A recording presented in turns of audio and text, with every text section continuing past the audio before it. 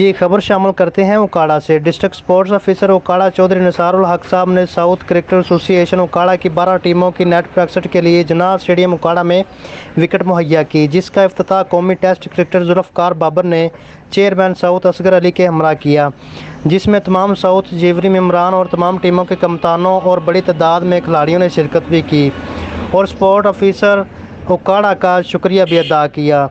Report Mohammad Asghar Ali Rahmani, bureau chief Okara. Ji.